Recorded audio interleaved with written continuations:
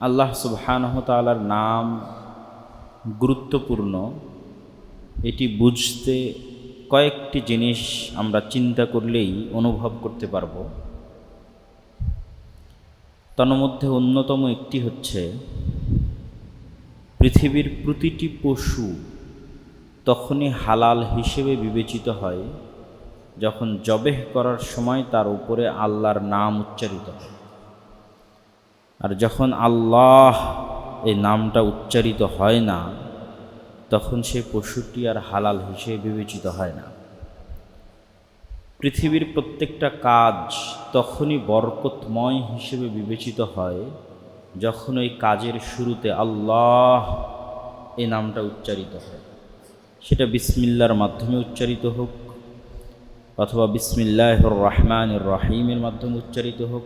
আল্লাহ এই নাম যতক্ষণ উচ্চারিত না হয়েছে ততক্ষণ সেই কাজটি বরকতময় রহমতমণ্ডিত হিসেবে বিবেচিত হয় না, বরং আল্লাহর দয়া এবং রহমত থেকে বঞ্চিত থাকে।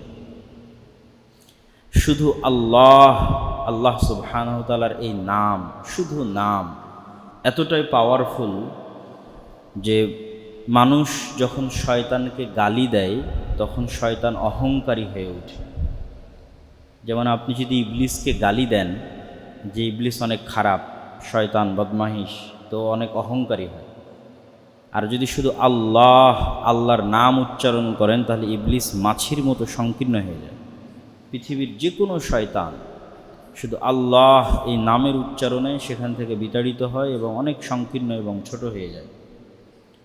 শুধু আল্লাহ সুবহানাহু ওয়া তাআলার নাম, শুধু এই নাম এত পাওয়ারফুল যে রাসূল সাল্লাল্লাহু আলাইহি ওয়াসাল্লাম বলছেন, কেউ যদি প্রতিদিন বলে বিসমিল্লাহি লা ইয়াদুররু মা ইসমিহি শাইউন ফিল আরদি ওয়ালা ফিস সামা ওয়া হুয়াস সামিউল আলিম, যে আমি ওই আল্লাহর নাম স্মরণ করছি যার নামের মাধ্যমে, যার নাম থাকলে, লা ইয়াদুররু মা ইসমিহি, যার নাম থাকলে আসমান এবং জমিনে এমন কোনো শক্তি এবং ক্ষমতা নাই যে আমার কোনো ক্ষতি করতে পারে। ওয়া হুয়াস সামিউল আলিম, এবং তিনি সকল কিছু দেখছেন এবং জানেন। এই কথা যদি কেউ বলে তাহলে তাকে ক্ষতি করার মতো আর কোনো শক্তি এবং ক্ষমতা নেই, যে সারাদিন সন্ধ্যা পর্যন্ত, সন্ধ্যায় বললে সকাল পর্যন্ত আর কিছু তার ক্ষতি করতে পারবে না। তো আল্লাহ, শুধু এই নামটাই এতটা পাওয়ারফুল। তো আল্লাহ সুবহানাহু ওয়া তাআলার নাম আমরা বাহ্যিক আমাদের চলাফেরা থেকে কতটুকু গুরুত্বপূর্ণ সেটা বুঝালাম। এবার রাসূল সাল্লাল্লাহু আলাইহি ওয়াসাল্লামের হাদিস থেকে দেখি। রাসূল সাল্লাল্লাহু আলাইহি ওয়াসাল্লাম বলছেন যে, মান ক্বারাআ আয়াতাল কুরসি দুবুরা কুল্লি সালাতিন, কেউ যদি আয়াতুল কুরসি 5 ওয়াক্ত সালাতের পরে পাঠ করে তাহলে তার জান্নাতে যেতে তার মৃত্যুই বাধা। সে এখনো জান্নাতে যায়নি, মরেনি এই জন্য। তো আয়াতুল কুরসিকে রাসূল সাল্লাল্লাহু আলাইহি ওয়াসাল্লাম সমগ্র কোরআনের সবচেয়ে মহান আয়াত বলেছেন। তো আয়াতুল কুরসির মধ্যে এমন কি আছে যা আয়াতুল কুরসির এত ফজিলত, যে ফজিলত কোরআনের আর কোনো আয়াতকে দেওয়া হয়? শুধু একটা আয়াত, যে আয়াত 5 ওয়াক্ত সালাতের পর তেলাওয়াত করলে জান্নাত যায়নি কেন? মরেনি তাই।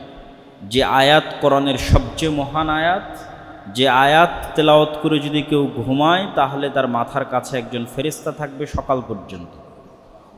এই রকম মহত্ব এবং গুরুত্ব কোরআনের আর দ্বিতীয় কোনো আয়াতকে দেওয়া হয়নি, এই জন্য যে এই পুরো আয়াতটা শুধু আল্লাহর নাম আর আল্লাহর গুণাবলীতে পরিপূর্ণ।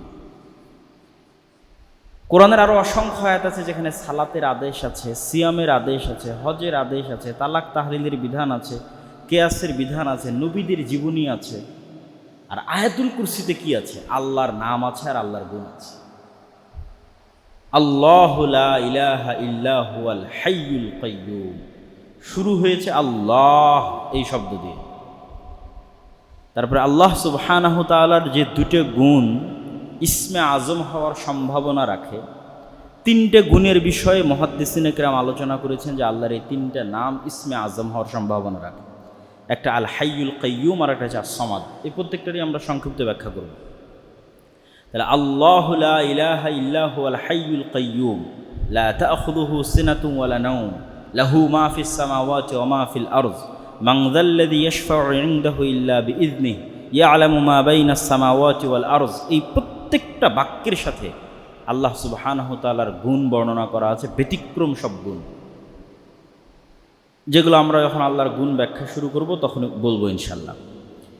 আরেকটা সূরার কথা রাসূল সাল্লাল্লাহু আলাইহি ওয়াসাল্লাম বলছেন, একটা ছোট্ট সূরা, সূরাতুল ইখলাস, একবার তেলাওয়াত করলে পুরো পবিত্র কোরআন 3 ভাগের 1 ভাগ পড়ার সমান নেকি পাওয়া যাবে। তাহলে 3 বার তেলাওয়াত করলে পুরো কোরআন পড়ার সমান নেকি পাওয়া যাবে। তাহলে সূরা ইখলাসের মধ্যে এমন কি আছে যা এই সূরাকে এত উপরে উঠিয়ে দিল? এই সূরার মধ্যে সালাত, সিয়াম, হজ, যাকাতের বিধিবিধান নাই, নবীদের জীবনী নাই, জান্নাতের আশা এবং জাহান্নামের ভীতি নাই। এই সূরার মধ্যে আছে আল্লাহর নাম আর আল্লাহর গুণাবলী। কুল হুয়াল্লাহু আহাদ আল্লাহুস সামাদ লাম ইয়ালিদ ওয়া লাম ইউলাদ ওয়া লাম ইয়াকুল লাহু কুফুয়ান আহাদ। এই প্রত্যেকটাই আল্লাহর নাম আর আল্লাহর গুণ। তা আল্লাহ সুবহানাহু ওয়া তাআলার নাম এবং গুণের গুরুত্ব বোঝানোর জন্য আয়াতুল কুরসি এবং সূরা ইখলাসের ফজিলতই যথেষ্ট। যে এই আয়াতুল কুরসিকে সমগ্র কোরআনের শ্রেষ্ঠ আয়াত হয়ে গেছে, আর সূরা ইখলাস সমগ্র কোরআনের শ্রেষ্ঠ সূরার একটা হয়ে গেছে আল্লাহর নাম আর গুণাবলী থাকার কারণে। এই জন্য রাসূল সাল্লাল্লাহু আলাইহি ওয়াসাল্লাম বলছেন, ইন্না লিল্লাহি 99 আসমা। আল্লাহ সুবহানাহু ওয়া তাআলার অসংখ্য অগণিত নাম রয়েছে, তার মধ্যে 99টা আল্লাহ তার রাসূলের মাধ্যমে, কোরআনের আয়াতের মাধ্যমে, হাদিসের মাধ্যমে মানুষকে জানিয়েছেন। মান আহসাহা দাখালাল জান্নাহ। কেউ যদি 99টা নাম মুখস্থ করে নেয়, আয়ত্ত করে নেয়, সে জান্নাতে চলে যাবে। শুধু নামের ফজিলত, আল্লাহর শুধু নামের আমরা গুরুত্ব এবং ফজিলত বর্ণনা করছি। তো আল্লাহ সুবহানাহু ওয়া তাআলার নাম এবং গুণাবলী জানার উপকারটা আসলে কি? কেন আমাদের আল্লাহর নাম এবং গুণাবলী জানা উচিত? মহান আল্লাহ সুবহানাহু ওয়া তাআলার রুবুবিয়্যাত এবং উলুহিয়্যাত, আল্লাহ যে রব, সকল কিছুর সৃষ্টিকর্তা, লালন পালনকর্তা, আর ইলাহ, একমাত্র ইবাদতের যোগ্য, এটা মানুষ তখনই ভালোভাবে অনুভব করতে পারবে, হৃদয় দিয়ে ফিল করতে পারবে, যখন ও আল্লাহকে চিনবে, আল্লাহকে জানবে। জানেই না আল্লাহকে, চিনেই না আল্লাহ সুবহানাহু ওয়া তাআলার গুণাবলী কি, তাহলে তার অন্তরে উলুহিয়্যাতের জায়গা দখল করে নিবে, ভালোবাসা, বড়ত্ব, মহত্বের জায়গা দখল করে নিবে অন্যকে। কারো কাছে সেটা ঈসা আলাইহিস সালাতু ওয়াস সালাম, কারো কাছে মা কালী, মা দুর্গা, আর কারো কাছে মেসিও হতে পারে। অস্বাভাবিক কিছু না।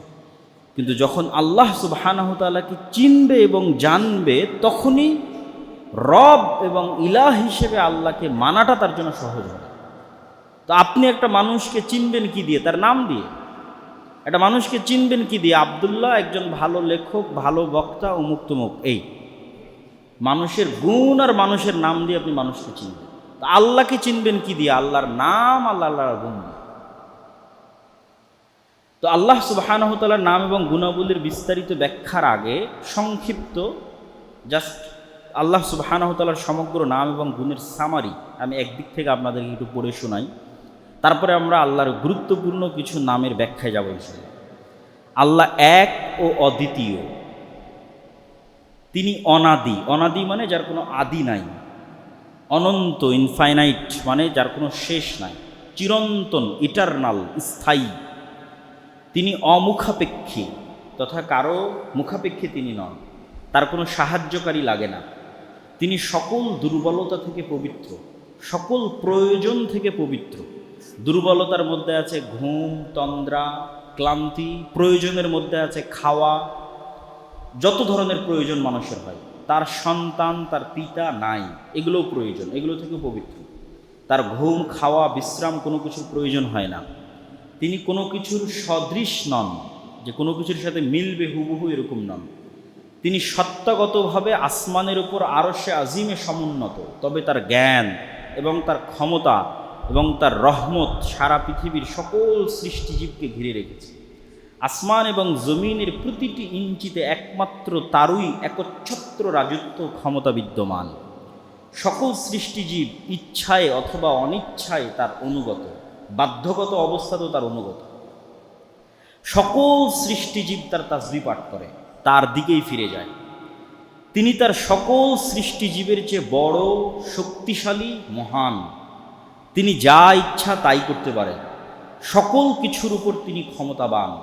তিনি সকল কিছু জানেন, এমনকি মানুষের অন্তরের খবরও জানেন। তিনি একই সাথে তার সকল সৃষ্টিজীবের সকল কথা শোনেন এবং সকল সৃষ্টিজীবকে দেখেন। অন্ধকার রাতে কালো পাথরের উপর চলা কালো পিঁপড়াকেও তিনি দেখতে পান। তিনি সকল কিছু অত্যন্ত সুচারুরূপে পরিচালনা করেন। তার পরিচালনার নির্দিষ্ট সিস্টেম আছে, যে সিস্টেমগুলোর মূল দায়িত্ব ফেরেশতারা পালন করে। ফেরেশতারাই তার সেনাবাহিনী। তিনি সরাসরি ফেরেশতাদের সাথে কথা বলেন, নবীদের সাথেও কথা বলেন। তার চেহারার নূরের প্রভাবেই সমগ্র আসমান, জমিন, সূর্য, মহাবিশ্ব আলোকিত। তার কাজে কোনো ভুল ত্রুটি এবং কোনো কমতি নাই। তার ম্যানেজমেন্ট সিস্টেম অত্যন্ত সূক্ষ্ম। তিনি সর্বোচ্চ ন্যায়পরায়ণ এবং সর্বোচ্চ প্রজ্ঞাময়। মহান আল্লাহর সৃষ্টির ক্ষমতা আছে, এই জন্য তিনি সৃষ্টি করেন। সৃষ্টি করার জন্য তিনি তার ইচ্ছা এবং তার আদেশই যথেষ্ট কোনো কিছু সৃষ্টি করার জন্য। যেহেতু তার জ্ঞান এবং হিকমত আছে, সেহেতু তিনি ইচ্ছা করলে নির্ভুলভাবে এবং সুচারুরূপে সৃষ্টি করেন। সৃষ্টিজীব যেহেতু দুর্বল, সেহেতু সৃষ্টিজীব ভুল করতেই পারে। এই জন্য মহান আল্লাহ ক্ষমার ব্যবস্থা রেখেছেন, কেননা তিনি দয়ালু। তার দয়ার কারণেই তিনি ক্ষমাশীল।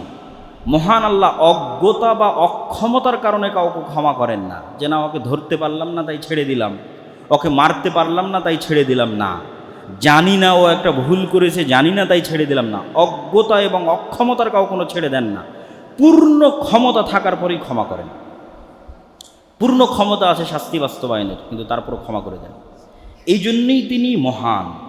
কল্যাণকর কাজ মহান আল্লাহর নিকটে প্রিয়, আবার সেই কল্যাণের উত্তম প্রতিদান দেওয়াও মহান আল্লাহর নিকটে প্রিয়। অকল্যাণকর কাজ মহান আল্লাহর কাছে প্রিয় নয়, তবে অকল্যাণকর কাজ কেউ করলে ওটা ক্ষমা করা মহান আল্লাহর কাছে প্রিয়। ন্যায়ের সাথে এবং হিকমতের সাথে শাস্তি বাস্তবায়ন করাও আল্লাহর কাছে প্রিয়। আল্লাহ শাস্তি বাস্তবায়ন করলে তিনি ন্যায়পরায়ণ এবং সত্যবাদী, এই কারণে শাস্তি বাস্তবায়ন করেন। কারো উপর থেকে প্রতিশোধ নেবেন এই কারণে শাস্তি বাস্তবায়ন করেন না। ন্যায় প্রতিষ্ঠা করতে গিয়ে শাস্তি বাস্তবায়ন করেন। আর শাস্তি বাস্তবায়ন না করে ক্ষমা করে দিলে উনি ক্ষমাশীল আর দয়ালু, এই কারণে ক্ষমা করে দেন। আল্লাহর প্রতিটি আদেশ কল্যাণকর, কেননা তিনি প্রজ্ঞাময়। আল্লাহর প্রতিটি প্রতিদান তার ন্যায়পরায়ণতা এবং তার দয়া। মানুষ জাহান্নামে গেলে আল্লাহর ন্যায়পরায়ণতার কারণে জাহান্নামে যাবে, আর মানুষ জান্নাতে গেলে শুধু আল্লাহর দয়ার কারণে জান্নাতে যাবে। তিনি শাস্তি প্রদান করতে পারেন, তবে শাস্তি প্রদানকারী তার নাম নয়। কেন? তিনি সবসময় শাস্তি প্রদান করেন না। কিন্তু আল্লাহর নাম দয়ালু, কেননা তিনি সবসময় দয়া করেন। শাস্তির ক্ষেত্রে তার ক্ষমতা থাকলেও তিনি সবসময় করেন না। একমাত্র যখন তার হিকমাহ এবং তার ন্যায়পরায়ণতা আহ্বান করে ন্যায় প্রতিষ্ঠার জন্য, তখন ন্যায় প্রতিষ্ঠার খাতিরে হিকমতের কারণে তিনি শাস্তি বাস্তবায়ন করেন। আর এই জন্যই তিনি হাকিম। কখন কি করতে হবে তা তিনি খুব ভালোভাবেই জানেন। আর তিনি শাস্তি প্রয়োগ করলেও হুট করে প্রয়োগ করেন না, প্রয়োগের প্রেক্ষাপট তৈরি করেন।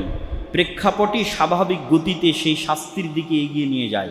এই জন্যই তিনি লতিফ তথা সব কিছু খুব সূক্ষ্মভাবে বাস্তবায়ন করেন। আল্লাহ সুবহানাহু তাআলার গুণগুলো প্রমাণ করে যে আল্লাহ সুবহানাহু তাআলা কখনোই অযৌক্তিক, অসামাজিক বা মানুষের জন্য ক্ষতিকর হতে পারে এরকম কোনো আদেশ তিনি প্রদান করতে পারেন না। আল্লাহ প্রত্যেক যে কাজের আদেশ করেছেন তা মানুষের জন্য কল্যাণকর, আর প্রত্যেক যে কাজ থেকে মানুষকে নিষেধ করেছেন তা মানুষের জন্য অকল্যাণকর। মহান আল্লাহর আদেশ এবং নিষেধ মানার ক্ষেত্রে আল্লাহর নিজের কোনো প্রয়োজন নাই। মানুষের অধীনস্থ কর্মচারী মানুষের কথা শুনবে, এতে মানুষের নিজের প্রয়োজন আছে। কোম্পানির ব্র্যান্ড, সুনাম, সুখ্যাতি, ইনকাম ইত্যাদির কারণেই মানুষ চায় যে তার অধীনস্থ কর্মচারী তার কথা শুনুক। কিন্তু আল্লাহর কোনো প্রয়োজন আছে, এই জন্য আল্লাহ চান যে মানুষ তার কথা শুনুক না। আল্লাহর কোনোই প্রয়োজন নেই। বরং মানুষ আল্লাহর কথা শুনতে বাধ্য মানুষের নিজের প্রয়োজনে। মানুষের নিজের কল্যাণ এবং নিজের অকল্যাণ যুক্ত আছে আল্লাহর কথা শোনা এবং না শোনাতে। আর মহান আল্লাহ সুবহানাহু ওয়া তাআলার এই যে সারমর্ম এবং গুণগুলো আমরা আলোচনা করলাম, এই গুণগুলোর মধ্যে কিছু কিছু গুণের আমরা ব্যাখ্যা করব আল্লাহ সুবহানাহু ওয়া তাআলা। তবে এই গুণগুলো থেকে আমাদের শিক্ষা কি? 3টে শিক্ষা আমাদের গ্রহণ করতে হবে। গুণগুলোর ব্যাখ্যা করার আগেই শিক্ষাটা বলে নিই। 1 নম্বর, আল্লাহ সুবহানাহু ওয়া তাআলার গুণ মুখস্থ করা। 2 নম্বর, আল্লাহ সুবহানাহু ওয়া তাআলার গুণের অর্থ বোঝার চেষ্টা করা। 3 নম্বর, আল্লাহর নাম এবং গুণের ইবাদত করা। কেমনে আল্লাহর নাম এবং গুণের ইবাদত হবে? 2 ভাবে ইবাদত হবে।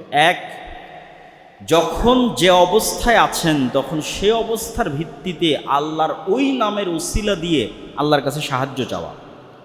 যেমন আপনার রিজিক দরকার, তাহলে আল্লাহর একটা নাম আছে রাজ্জাক, এই নাম দিয়ে তখন আপনি আল্লাহর কাছে রিজিক চাইলেন। আপনার দয়া দরকার, আল্লাহর একটা নাম আছে রহমান রাহিম, ওইটা দিয়ে আপনি আল্লাহর কাছে সাহায্য চাইলেন। আপনার ক্ষমা দরকার, আল্লাহর একটা নাম আছে গফুর, ক্ষমাশীল, ওইটা দিয়ে আপনি আল্লাহর কাছে সাহায্য চাইলেন, ক্ষমা চাইলেন। এটা একটা ইবাদত। আরেকটা ইবাদত কি? আরেকটা ইবাদত হচ্ছে আল্লাহর গুণগুলো বুঝে সেই অনুযায়ী সতর্ক থাকা। আপনি জানেন যে আল্লাহ সামি', সব শুনছেন, তাহলে মানুষের গীবত করিয়েন না। আপনি জানেন যে আল্লাহ সুবহানাহু ওয়া তাআলা বাসীর, সব দেখছেন, তাহলে গোপনে গুনাহ করিয়েন না। 3 নম্বর, আল্লাহর নামের উপর ইবাদত কি? এটা খুবই গুরুত্বপূর্ণ, এটা মানুষ বুঝতে পারে না। এই এখন যেটা বলবো সেটা হচ্ছে আল্লাহর রঙে রঙিন হওয়া, সিবগাতাল্লাহ, আল্লাহর রঙে রঙিন হওয়া। কার আচার ব্যবহার স্বভাব চরিত্র আপনার মধ্যে থাকবে, কার স্টাইল, কার ধরন, কার গুণ আপনার মধ্যে থাকবে। আল্লাহর গুণ, আল্লাহর ধরন, আল্লাহর স্বভাব, আল্লাহর চরিত্রের বহিঃপ্রকাশ আপনার মধ্যে থাকলে আল্লাহর ওই গুণের বহিঃপ্রকাশ আপনার উপর বেশি ঘটবে। উদাহরণ দিয়ে বলি, আপনি আল্লাহকে বলছেন, হে আল্লাহ আপনি আমাকে ক্ষমা করে দেন, কিন্তু আপনি আপনার কাজের লোককে কোনোদিন ক্ষমা করেন না। আপনার কোম্পানিতে কেউ ভুল করলে ক্ষমা করেন না, আপনার বাড়ির স্ত্রী ভুল করলে ক্ষমা করেন না, আপনার ভাই ভুল করলে ক্ষমা করেন না, কিন্তু আল্লাহর কাছে চাচ্ছেন যেন আল্লাহ আপনাকে ক্ষমা করে দেয়। তাহলে দুটো বিপরীত হয়ে গেল। তো আল্লাহর রঙে রঙিন হতে হবে। যেহেতু আল্লাহ ক্ষমাশীল আর আপনি আল্লাহর কাছে ক্ষমা চান, তাহলে শুরু আপনি করেন, আপনি আগে মানুষকে ক্ষমা করেন। আপনি মানুষকে যত বেশি ক্ষমা করবেন আল্লাহ আপনাকে তত বেশি ক্ষমা করবে, অটোমেটিক। এবার আর চাইতে হবে না। আপনি যখন মানুষকে ক্ষমা করছেন অটোমেটিক, তখন না চেয়েও আপনি ক্ষমা পেয়ে যেতে পারেন। কেন? আল্লাহর ওই গুণের বহিঃপ্রকাশ আপনার মধ্যে ঘটেছে, এবার আল্লাহ তার ওই গুণের বহিঃপ্রকাশ আপনার উপরে ঘটাবে। একটা হাদিস, রাসূল সাল্লাল্লাহু আলাইহি ওয়াসাল্লাম বলেছেন, ইরহামু মান ফিল আরদি ইয়ারহামুকুম মান ফিস সামা। তোমরা আল্লাহর কাছে দয়া চাও, তাহলে আগে তুমি দয়া করা শুরু করো। তোমার আশেপাশে পশু প্রাণী, জীব জন্তু, জানোয়ার, মানুষ, অসহায়, দরিদ্র, তাদের উপর আগে তুমি দয়া করো, আল্লাহ অটোমেটিক তোমার উপর দয়া করবে। তাহলে আল্লাহর নামের এবং গুণের বহিঃপ্রকাশ নিজের মধ্যে ঘটান। যেমন আল্লাহ সুবহানাহু ওয়া তাআলার একটা নাম হচ্ছে তিনি সবুর, হালিম, ধৈর্যশীল। আপনি চান যে আল্লাহ আপনার ক্ষেত্রেও ধৈর্যের বহিঃপ্রকাশ ঘটান, কিন্তু আপনি নিজে ধৈর্য ধারণ করেন না।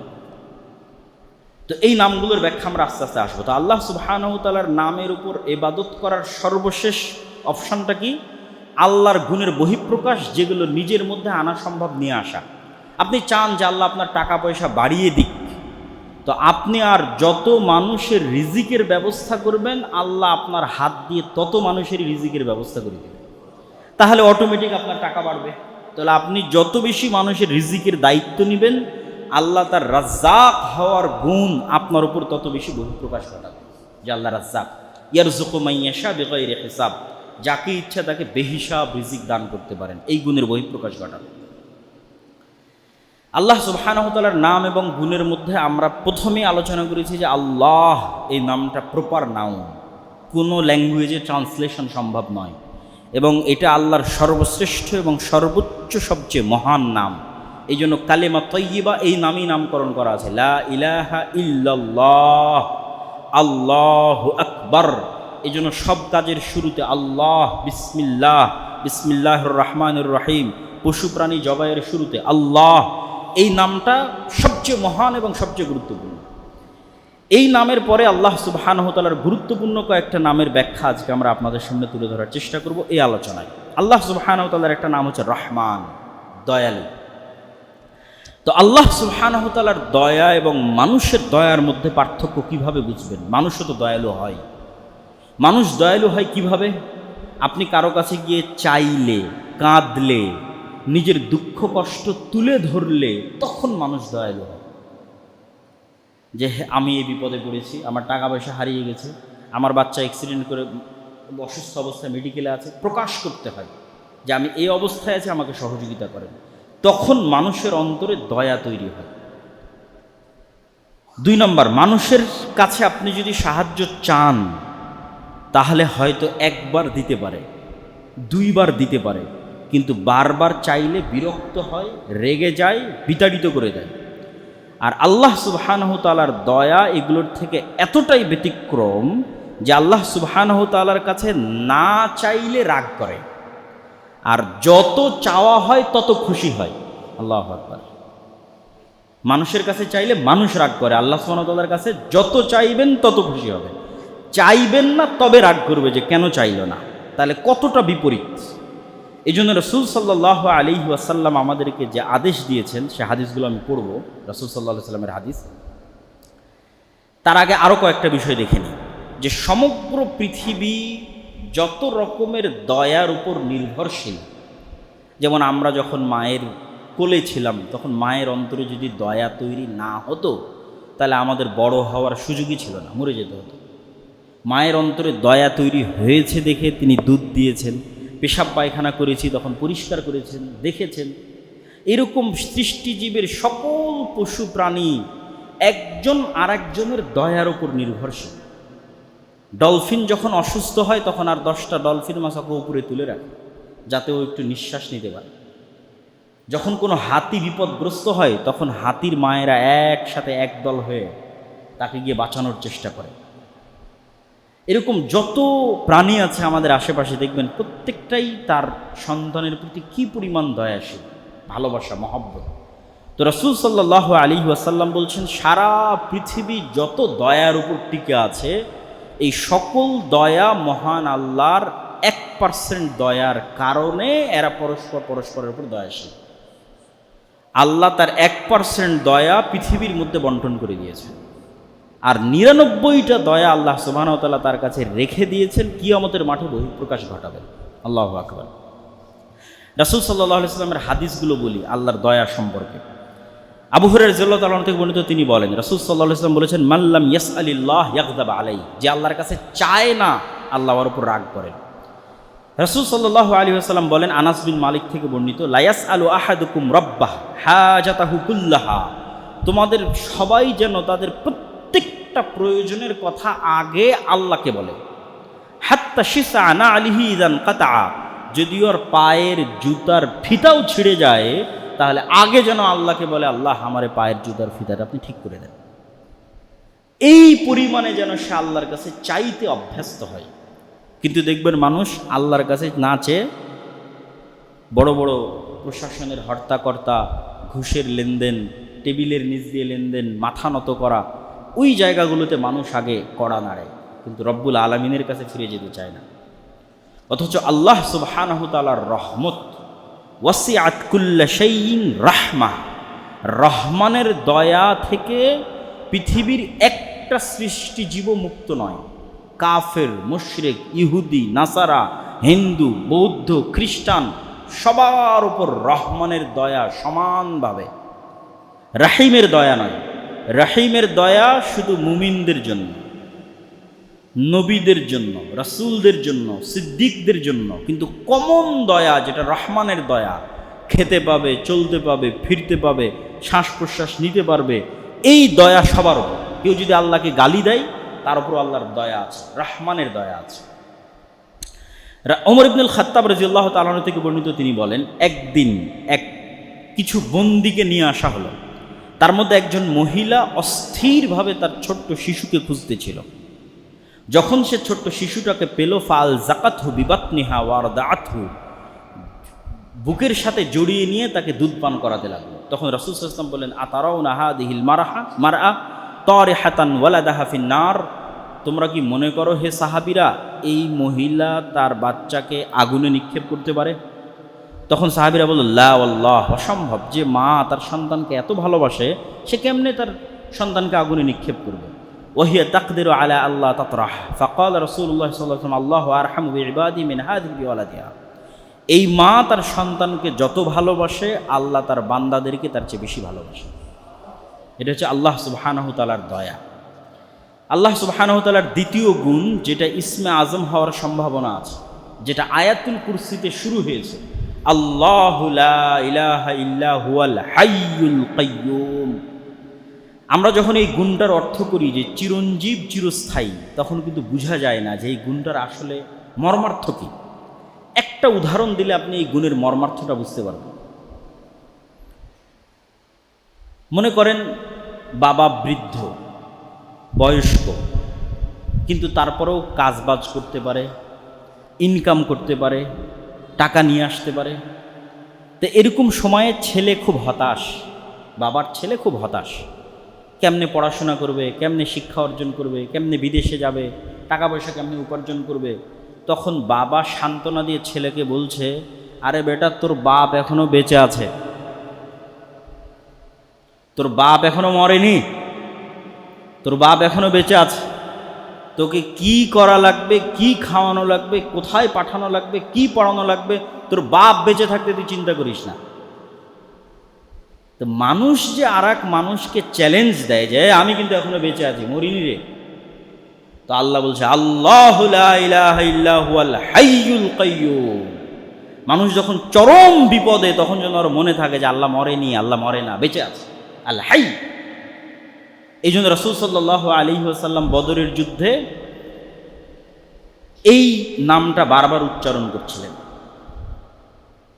যে আল হাইয়ুল কাইয়্যুম বিরহমাতিকা আস্তাগীস। আল্লাহ তো মরেনি, আল্লাহ তো মরে না, আল হাই। ওই উদাহরণের সাথে কানেক্ট করলে আপনি আল্লাহর এই নামের অর্থটা বুঝতে পারবেন। আল কাইয়্যুম, তিনি নিজে টিকে থাকেন, টিকে আছেন, আর সারা আসমান জমিন এবং তার মধ্যে যা কিছু টিকে আছে তার আল কাইয়্যুম এই নামের কারণে টিকে আছে। কাইয়্যুমুস সামাওয়াতি ওয়াল আরজ, সূর্য সূর্যের জায়গায় থাকতো না, ছিটকে পড়ে যেত যদি আল্লাহ কাইয়্যুম না হতো। চাঁদ চাঁদের জায়গায় থাকতো না যদি আল্লাহ কাইয়্যুম না হতো। আসমান আসমানের জায়গায় থাকতো না যদি আল্লাহ কাইয়্যুম না হতো। পৃথিবী পৃথিবীর জায়গায় থাকতো না, ভেঙে টুকরো টুকরো হয়ে যদি আল্লাহ কাইয়্যুম না হতো। শূন্যে পৃথিবীকে স্থির রেখেছে, ঘুরতেছে, সব কাইয়্যুম টিকে আছে, আল্লাহ কাইয়্যুমই। আল হাইয়ুল কাইয়্যুম, চিরঞ্জীব চিরস্থায়ী। এই জন্য আল্লাহ সুবহানাহু ওয়া তাআলা কোরআন মাজিদে বলেছেন কুল্লু শাইইন হালিক ইল্লা ওয়াজহা, সারা পৃথিবীর সব কিছু ধ্বংস হয়ে যাবে, এমনকি আরশ বহন করবে, জিবরাইলও মৃত্যুবরণ করবে, মালাকুল মউত যে মানুষের জীবন কবজ করে সেও মৃত্যুবরণ করবে। শুধু বেঁচে থাকবে কে? কাইয়্যুমকে, হাইকে, আল হাইয়ুল কাইয়্যুম, চিরঞ্জীব চিরস্থায়ী, শুধু তিনি থাকবেন। আল্লাহ সুবহানাহু ওয়া তাআলার দ্বিতীয় আর একটা নাম, যেটারও ইসমে আজম হওয়ার সম্ভাবনা আছে, সেটা হচ্ছে সামাদ। এই নামটা পবিত্র কোরআনে আর কোথাও ব্যবহার হয়নি, শুধু সূরা ইখলাসে ব্যবহার হয়েছে। এবং ধারণা করা হয় যে শুধু এই নামটার কারণে, আস-সামাদ এই নামটার কারণে সূরা ইখলাসের এত ফজিলত। তো আস-সামাদ এই নামটা আল্লাহর যত নাম আছে সব নামের মধ্যে উচ্চারণে বেশি ভাব গাম্ভীর্যপূর্ণ। সব নামের চেয়ে কেউ যদি বিশুদ্ধভাবে আরবি উচ্চারণ করতে পারে তাহলে আস-সামাদ এই নামটা উচ্চারণে বেশি ভাব গাম্ভীর্যপূর্ণ, বেশি শক্ত, বেশি প্রভাবশালী। তো সামাদ নামের অর্থ, সামাদ নামের হুবহু অনুবাদ বাংলা ইংরেজিতে করা সম্ভব নয় ব্যাখ্যা ছাড়া। যে একটা শব্দ দিয়ে আমি অনুবাদ করে দিলাম রহমানের মতো দয়ালু, এইভাবে অনুবাদ হয় না সামাদ নামের। এর ব্যাখ্যা লাগবে। এর এক নম্বর ব্যাখ্যা হচ্ছে আল্লাহ সুবহানাহু ওয়া তাআলা আত্মনির্ভরশীল, অমুখাপেক্ষী, এক নাম্বার। দুই নাম্বার, সাথে সাথে সারা পৃথিবীর সকল কিছু একে অপরের তো মুখাপেক্ষী অবশ্যই, তার পাশাপাশি তারা আল্লাহর উপর নির্ভরশীল, দুটো একসাথে। ঈসা আলাইহিস সালাতু ওয়াস সালামও তার মায়ের মুখাপেক্ষী, মায়ের দুধ খেয়ে তিনি বড় হয়েছে। তাকে ঘুমাতে হতো, তাকে খেতে হতো, পৃথিবীর যত উলুহিয়তের দাবিদার আছে, যারা নিজেকে ইলাহ দাবি করে, তাদেরকে এই এক নাম দিয়ে আপনি পরীক্ষা করতে পারবেন ও আস-সামাদ কিনা, আত্মনির্ভরশীল, স্বয়ং সম্পূর্ণ, অমুখাপেক্ষী, শতভাগ কিনা, শতভাগ। না খেয়ে থাকতে পারবে কিনা, কতদিন? না ঘুমিয়ে থাকতে পারবে কিনা, কতদিন? ছোটবেলায় মা ছাড়া বড় হতে পারলো কিনা, কতদিন? সে যেই হোক, যত বড় অলি, আউলিয়া, নবী, রাসূল, পীর, বুজুর্গ যেই হোক, সব যারা ইবাদতের যোগ্য বা মানুষ মনে করে সে ইবাদতের যোগ্য, তাদেরকে পরীক্ষা করতে হবে সমাদ এই নাম দিয়ে। এই নামের শেষ যেটা ব্যাখ্যা সেটা হচ্ছে বাধ্যগত, চাক অথবা না চাক, ইচ্ছা হোক অথবা অনিচ্ছা হোক, আল্লাহর কাফের হোক অথবা আল্লাহর মুশরিক হোক অথবা আল্লাহর নাস্তিক হোক, সবগুলো বাধ্যগত অবস্থায় আল্লাহর কাছে এবং আল্লাহর রাজত্ব, আল্লাহর কন্ট্রোল এবং আল্লাহর কাছে ফিরে আসতে বাধ্য। ও চাইলো কি না চাইলো তাতে দেখে আল্লাহ সুবহানাহু ওয়া তাআলার কোনো লাভ নেই। এই বর্ণনা দিতে গিয়ে আল্লাহ সুবহানাহু ওয়া তাআলা কোরআন মাজিদে বলছেন, আফাগাইরা দীনিল্লাহি ইয়াবগুন, ওরা কি আল্লাহর আনুগত্য বাদে অন্যদিকে খুঁজতে যায়? ওয়ালাহু আসলামা মান ফিস সামাওয়াতি ওয়াল আরদি তাওআন ওয়া কারহা, ইচ্ছায় হোক অনিচ্ছায় হোক আল্লাহর কাছেই ফিরে আসতে হবে। আল্লাহর রাজত্বের বাইরে যাওয়ার কারো ক্ষমতা নেই। ও যত বড় কাফের হোক, নাস্তিক হোক, মুশরিক হোক, ফেরাউন হোক, নমরুদ হোক, আল্লাহর কন্ট্রোলে। সাব্বাহা লিল্লাহি মা ফিস সামাওয়াতি ওয়াল আরজ ওয়া হুয়াল আজিজুল হাকিম, আসমান এবং জমিনের মধ্যে যা কিছু আছে প্রত্যেকটা সৃষ্টিজীব আল্লাহর তাসবিহ পাঠ করে, ইচ্ছায় অনিচ্ছায়। আলাম তারা আন্নাল্লাহা ইউসাব্বিহু লাহু মান ফিস সামাওয়াতি ওয়াল আরজ, হে নবী আপনি কি দেখেন না আসমান এবং জমিনের সব কিছু আল্লাহর তাসবিহ পাঠ করে, এমনকি ওয়াত-তায়রু সাফাতিন, যে পাখি আকাশে উঠছে ও তাসবিহ পাঠ করে। শুধু তাই নয়, কুল্লুন ক্বাদ আলিমা সালাতাহু ওয়া তাসবিহা, এরা সবাই আল্লাহর সালাতও আদায় করে, আল্লাহর তাসবিহ এবং আল্লাহর সালাত এরা জানে কিভাবে করতে হয়। ওয়ালিল্লাহি ইয়াসজুদু মান ফিস সামাওয়াতি ওয়াল আরদি তাওআন ওয়া কারহা, চাক অথবা না চাক, ইচ্ছা হোক অথবা না হোক, সব সৃষ্টিজীব আল্লাহ সুবহানাহু ওয়া তাআলার কাছে সিজদায় অবনত হতে বাধ্য হয়, হতে হয়। এ হলো সামাদ। আল্লাহ সুবহানাহু ওয়া তাআলার কন্ট্রোলের বাইরে কিচ্ছু না। আর তিনি নিজে অমুখাপেক্ষী, মানুষ সব একে অপরের মুখাপেক্ষী, আবার আল্লাহর উপর নির্ভরশীল। আল্লাহ সুবহানাহু ওয়া তাআলার পরের যে গুণ আমরা আলোচনা করব সেটা হচ্ছে আল আজিজ। আজিজ মানে মহাপরাক্রমশালী। মহাপরাক্রমশালী বলতে কি বুঝায়? মানুষের ক্ষমতা থাকতে পারে, সাবেক প্রধানমন্ত্রীরও ক্ষমতা ছিল, কিন্তু মহাপরাক্রমশালীর ক্ষমতা কি? কারো ক্ষমতা জবাবদিহিতার বাইরে নয়। ডোনাল্ড ট্রাম্পের ক্ষমতাও জবাবদিহিতার বাইরে নয়। চায়নার প্রেসিডেন্ট শি জিনপিং এর ক্ষমতাও জবাবদিহিতার বাইরে নয়। ও কিছু করতে গেলে 10 বার চিন্তা করবে ডোনাল্ড ট্রাম্প কি বলবে, রাশিয়ার প্রেসিডেন্ট ভ্লাদিমির পুতিন কি বলবে। জবাবদিহিতার বাইরে নয়, জবাবদিহিতার আওতায়, প্রশ্নের মুখে। তাহলে মহাপরাক্রমশালী মানে কি? যাকে কেউ প্রশ্ন করতে পারবে না, প্রশ্ন করার সাহস এবং ক্ষমতা রাখে না। এই অর্থটা হচ্ছে আল আজিজ। বাস্তব উদাহরণ দেই। বাস্তব উদাহরণ হচ্ছে আল্লাহ সুবহানাহু ওয়া তাআলা যদি বলে যে আমি ফেরাউন আর নমরুদকে জান্নাতে দিয়ে দিলাম, তাহলে ইব্রাহিম, মুসা আর মুহাম্মদ সাল্লাল্লাহু আলাইহি ওয়াসাল্লাম এই প্রশ্ন করার সাহস রাখেন না, কেন দিলেন? আল আজিজ, মহাপরাক্রমশালী। কিন্তু আল্লাহ সুবহানাহু ওয়া তাআলা মহাপরাক্রমশালী এই কথার সাথে কোরআন মাজিদে একবার এক এক নাম যুক্ত করেন। কোথাও বলেন আজিজুন হাকিম, কোথাও বলেন আজিজুন আলিম, কোথাও বলেন আজিজুন রাহিম। তো যখন যেখানে যে নাম যুক্ত করবে তখন আর একটা ভিন্ন অর্থ দিবে। যেমন সূরা শুআরার মধ্যে আল্লাহ সুবহানাহু ওয়া তাআলা নবীদের ঘটনা বর্ণনা করতে গিয়ে মুসাকে কিভাবে বাঁচালেন, ইব্রাহিমকে কিভাবে বাঁচালেন, ইউসুফকে কিভাবে বাঁচালেন, এগুলোর বর্ণনা দিতে গিয়ে বারবার বলেছেন আমি আজিজুন রাহিম, মহাপরাক্রমশালী। আর আমার এই মহাপরাক্রম ক্ষমতার বহিঃপ্রকাশ আমার নবীদের উপর দয়ার কারণে ঘটিয়ে থাকি, সবসময় ঘটাই না। ফেরাউনের মতো শাসককে পানিতে ডুবিয়ে দিলাম, রাস্তা তৈরি করে দিলাম মিডিলে, এটা আমার মহাপরাক্রম ক্ষমতার বহিঃপ্রকাশ, কিন্তু সবসময় ঘটাই না। রাহিম, মুসার উপর দয়া করে ঘটিয়েছে। আগুনে ইব্রাহিমকে নিক্ষেপ করা হলো, পুড়ল না, আমি আজিজ, আমার ক্ষমতা আছে, কিন্তু সবসময় এই ক্ষমতা দেখাই না। ইব্রাহিমের উপর আমার দয়া আছে, এই জন্য এই ক্ষমতা দেখিয়েছি। আজিজুন রহিম, মহাপরাক্রমশালী। ক্ষমতা তখনই দেখায় যখন দয়া করে। আজিজুন হাকিম, এটা কোথায় বলবে? আজিজুন হাকিম বলবে যখনই শাস্তির কথা বলবে। ফেরাউনের শাস্তি হোক, নমরুদের শাস্তি হোক, আদ সামুদ যত ক্ষমতাধর আছে সব ক্ষমতাধরকে শাস্তি দিতে গিয়ে বলবে আজিজুন হাকিম, শাস্তি দিতে পারি কিন্তু কাউকে অন্যায়ভাবে শাস্তি দেই না। হাকিম, প্রজ্ঞাময়, শাস্তি দিলে ন্যায়পরায়ণভাবে দিই।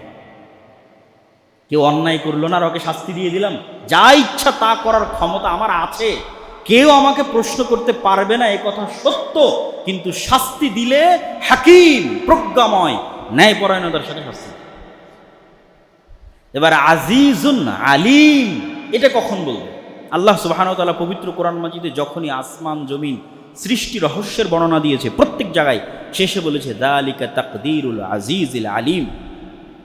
আসমান বিশাল সৃষ্টি, জমিন বিশাল সৃষ্টি, চন্দ্র সূর্য নক্ষত্র বিশাল সৃষ্টি, এই সব সৃষ্টির ক্ষমতা আমার আছে, আজিজ আলিম।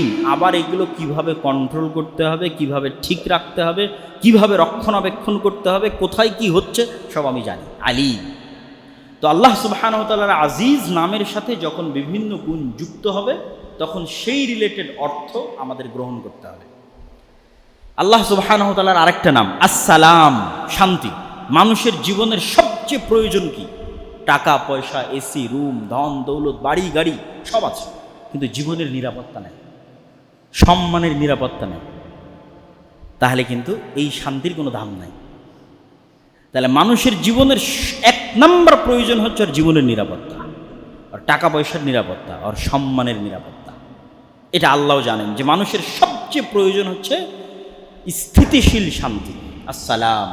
তো সারা পৃথিবীর সকল শান্তির উৎস হচ্ছে আল্লাহ সুবহানাহু ওয়া তাআলার এই নাম। এই জন্য আল্লাহকে সালাম দেওয়া যায় না, আল্লাহ সুবহানাহু ওয়া তাআলাকে সালাম দেওয়া হারাম, আল্লাহকে সালাম দেওয়া যায় না, কেননা সালামের উৎসই আল্লাহ সুবহানাহু ওয়া তাআলা। তাহলে মানুষ মানুষকে সালাম দিবে, এবং আল্লাহ নিজেও তার নবী রাসূলদের উপর সালাম দিতেন, যা কোরআন মাজিদে শুধু নবী রাসূলদের বর্ণনা দিতে গিয়ে আল্লাহ শুধু এই সালাম নামের কথা বলেছেন। সালামুন আলা নূহিন ফিল আলামিন, শান্তি বর্ষিত হোক নূহের উপর। সালামুন আলা ইব্রাহিম, শান্তি বর্ষিত হোক ইব্রাহিমের উপর। সালামুন আলা মূসা ওয়া হারুন, সালামুন কওলাম মির রাব্বির রহিম। এভাবে আল্লাহ সুবহানাহু ওয়া তাআলা নবীদের বিভিন্ন জায়গায় তাদের উপর শান্তি বর্ষণের কথা বলেছেন, তথা নবীদের সম্মানের নিরাপত্তা, নবীদের জীবনের নিরাপত্তা, নবীদের সকল কিছুর নিরাপত্তার দায়িত্ব আল্লাহ সুবহানাহু ওয়া তাআলা নিয়েছে। আমাদের জীবনেও যদি আমরা সবচেয়ে প্রয়োজন কোন জিনিসটা চাই, তাহলে সালাম। তাহলে এই সালামের জন্য আল্লাহ সুবহানাহু ওয়া তাআলার এই গুণের কাছে আমাদের ফিরে আসতে হবে। আল্লাহ সুবহানাহু ওয়া তাআলার একটা নাম হচ্ছে লতিফ, আল্লাহ সূক্ষ্মদর্শী। ইউসুফ আলাইহিস সালাতু ওয়াস সালামকে কুয়ায় নিক্ষেপ করা হলো, ফেরেশতা গিয়ে উদ্ধার করেন। ইউসুফ আলাইহিস সালাতু ওয়াস সালামকে মিথ্যা অপবাদ দেওয়া হলো, জিবরাইল এসে বলল না যে ইউসুফ সত্যবাদী, না। ইউসুফ আলাইহিস সালাতু ওয়াস সালামকে জেলখানায় বন্দি করা হলো, ফেরেশতা এসে দেওয়াল ভাঙে ইউসুফকে বের করল না। তাহলে আল্লাহ কোনো কিছু হুমজিক্যালি হঠাৎ করে ঘটান না, লতিফ, খুবই সূক্ষ্ম প্ল্যান আল্লাহ সুবহানাহু ওয়া তাআলা। মানুষ এই জন্য এখন মনে করবে এটা আমার জন্য অকল্যাণকর, কিন্তু আল্লাহ জানে এর পিছনে কি কল্যাণ আছে। তাৎক্ষণিক দৃষ্টিতে ইউসুফের কুয়ায় নিক্ষেপ হওয়া অকল্যাণকর, কষ্টদায়ক। তাৎক্ষণিক দৃষ্টিতে ইউসুফের উপর অপবাদ অকল্যাণকর, 7 বছরের জেল খাটা অকল্যাণকর, কিন্তু আল্লাহ জানেন এই প্রত্যেকটা ধীরে ধীরে কেটে যাবার, আমি এভাবে ইউসুফকে রাজত্ব দান করব মিশরের। এই জন্য এই আয়াত যখন কোরআনে ইউসুফ আলাইহিস সালাতু ওয়াস সালামের ঘটনা বর্ণনা করা হয়েছে, তখনও ইউসুফ আলাইহিস সালাতু ওয়াস সালাম যখন ছোটোবেলায় স্বপ্নে দেখলেন যে ইন্নী রাআইতু আহাদা আশারা কাওকাবা, হে আল্লাহ আমি দেখছি, হে আমার পিতা আমি দেখছি 11টা তারকা আমাকে সিজদা করছে। এবার দীর্ঘ 30-40 বছরের ঘটনার পর যখন ইয়াকুব আলাইহিস সালাতু ওয়াস সালাম তার সন্তানদের সহ মিশরে ফিরে গেলেন, যখন ইউসুফ আলাইহিস সালাম রাজা, তখন তারা তাকে সম্মানের সিজদা করলেন। তো এই সম্মানের সিজদার বর্ণনা করতে গিয়ে এবার ইউসুফ আলাইহিস সালাম বলছে কোরআনের বর্ণনা, ইয়া আবাতি হাযা তা'বীলু রুইয়ায়া, হে আমার পিতা, এটাই ওই যে ছোটবেলা আমি স্বপ্ন দেখেছিলাম 11টা তারকা আমাকে সিজদা করবে, ওই স্বপ্নের তাবির। ইন্না রব্বি লাতিফুল লিমা ইয়াশা, আল্লাহ যদি কিছু করতে চান হুট করে করেন না, অত্যন্ত সূক্ষ্মভাবে করেন, মানুষ বুঝতেই পারবে না কিভাবে করবে। এই 11 জনের সিজদা দিতে কত ঘটনা আছে, এতগুলো ঘটনা পার হয়ে গিয়ে 11 জন সিজদা দিল। তো মূসা আলাইহিস সালাতু ওয়াস সালামকে বাঁচাতে হবে, মূসা আলাইহিস সালাতু ওয়াস সালামকে মানুষ করতে হবে, আল্লাহর প্ল্যান সূক্ষ্ম। যে তার সবচেয়ে বড় শত্রু, তার ঘরে তিনি লালন পালন করলেন। মুহাম্মদ সাল্লাল্লাহু আলাইহি ওয়াসাল্লাম যখন শিয়াবে আবি তালেবে তথা গৃহবন্দী অবস্থায় কুরাইশরা গৃহবন্দী করে রেখেছে বানু হাশেম এবং বানু মুত্তালিব গোত্রকে, কোনো খাবার নাই, 3 বছর যাবৎ গৃহবন্দী। এই 3 বছরে আস্তে আস্তে ঘুনে পোকা ওই গৃহবন্দির ঘোষণা যেটা কাবা ঘরে লাগানো ছিল ওটা খেতে থেকেছে 3 বছরে খেয়ে শেষ করে দিয়েছে, এরা কেউ খুলে দেখেনি। এবার মোহাম্মদ সাল্লাল্লাহু আলাইহি ওয়াসাল্লাম তার চাচা আবু তালেবকে বলছে, চাচা কাবা ঘরে যে চুক্তিপত্র লেখা আছে আমাদের গৃহবন্দির ওটা ঘুনে পোকা খেয়ে শেষ করে দিয়েছে, অন্ত নাই, ওখানে যাওয়ারই সুযোগ নাই, বন্দি অবস্থায় আছে। তখন আবু তালেব আবু জাহেলদেরকে ডাক দিয়ে বলছে, আমার ভাতিজা সত্য বলে, আমার ভাতিজা বলেছে কাবা ঘরে তোমরা যে চুক্তিপত্র লিখে রেখেছো গৃহবন্দির ওটা উই পোকা খেয়ে শেষ করে দিয়েছে। যদি আমার ভাতিজার কথা সত্য হয় গৃহবন্দী মুক্ত করে দিতে হবে, আর যদি আমার ভাতিজার কথা মিথ্যা হয় তাহলে মোহাম্মদ সাল্লাল্লাহু আলাইহি ওয়াসাল্লামকে তোমরা যা করতে চাও করতে পারো, আমার কোনো আপত্তি নেই। খুলে দেখা গেল কাবাঘর থেকে পাতা খুলে দেখা গেল, হ্যাঁ আসলে ভুই পোকা খেয়ে শেষ করে দিয়েছে। তো মোহাম্মদ সাল্লাল্লাহু আলাইহি ওয়াসাল্লামের মতো শ্রেষ্ঠ নবীকে গৃহবন্দী থেকে মুক্ত করতে হবে, তো আল্লাহর প্ল্যান কত সূক্ষ্ম, যেই পর্যন্ত মানুষের চিন্তা শক্তিও যেতে পারে না। এইভাবে আল্লাহ সুবহানাহু ওয়া তাআলা সাহায্য আসে, এইভাবে আল্লাহ সুবহানাহু ওয়া তাআলা প্ল্যান করে। অতএব আপনি কখনো বিপদে আছেন, কখনো সমস্যায় আছেন, যদি হতাশ হন তাহলে হবে না, আল্লাহর এই নামের কথা স্মরণ রাখতে হবে, লতিফুল লিমা ইয়াশা। আল্লাহ সুবহানাহু ওয়া তাআলা হালিম এবং সবুর, ধৈর্যশীল। কেন ধৈর্য ধারণ করেন, কি কারণ? আমেরিকা ইসরায়েল এত অত্যাচার করতেছে, আল্লাহ এত ধৈর্যশীল কেন? আল্লাহ যদি ধৈর্যশীল না হতো তাহলে সবার আগে বিপদে পড়তো মুমিনেরা। কেন মুমিনেরা বিপদে পড়তো? তাহলে আপনি একটা পাপ করলে সাথে সাথেই শাস্তি আসা লাজিম। কেন আল্লাহ ধৈর্যশীল নয়? আপনি চাচ্ছেন যে আমেরিকা ইসরায়েল পাপ করতেছে, ওর উপর আল্লাহ শাস্তি দিক, তাহলে এবার আপনি যে পাপ করতেছেন তো আপনার উপর তো সাথে সাথে শাস্তি আসবে, তখন আপনি কোথায় যাবেন? তো আল্লাহ সুবহানাহু ওয়া তাআলার ধৈর্যের গুণ মুমিনকে উপকার দেয় কিভাবে? ক্ষমা চাওয়ার সুযোগ দেয়। ভুল করেছো, আল্লাহ ধৈর্য ধারণ করছে, ক্ষমা চাও। আর কাফের মুশরিককে বিপদে ফেলে কিভাবে? ও তো মনে করছে আরে আমি তো এত অন্যায় করি, কই কেউ তো আমাকে ধরে না, তখন আরো অন্যায় করে, ধোঁকা। কিন্তু যখন আল্লাহ সুবহানাহু ওয়া তাআলা ধরবেন তখন ইন্না বাতশা রাব্বিকা লাশাদীদ, খুব শক্তভাবে ধরবেন। তাহলে আল্লাহ সুবহানাহু ওয়া তাআলার ধৈর্য আছে মানে আল্লাহ ছেড়ে দিচ্ছেন এটা কখনোই নয়, কিন্তু এর মধ্যে মুমিনদের উপকার আছে। এই জন্য রাসূল সাল্লাল্লাহু আলাইহি ওয়াসাল্লাম একটা হাদিসে বলছেন, লাইসা আহাদুন আসবারা আলা আযান সামিআহু মিনাল্লাহ। আল্লাহ সুবহানাহু ওয়া তাআলার চাইতে আসমান এবং জমিনের মধ্যে কেউ ধৈর্যশীল নাই। ওয়ালাউ ইউআখিযুল্লাহুন নাসা বিজুলমিহিম, যদি আল্লাহ মানুষকে শাস্তি দিতে চাইতো মানুষের পাপের কারণে, সাথে সাথে মা তারাকা আলাইহা মিন দাব্বা, তাহলে পৃথিবীতে একটা প্রাণীও বেঁচে থাকতো না, সবার আগে আমরাই বিপদের মুখোমুখি হতাম। তাহলে আল্লাহ সুবহানাহু ওয়া তাআলার ধৈর্যের গুণ থাকাতে মুমিনদের লাভ আছে, আর কাফেরদের ক্ষতি কোথায়? এই জন্য ধৈর্যের গুণ সর্বশ্রেষ্ঠ।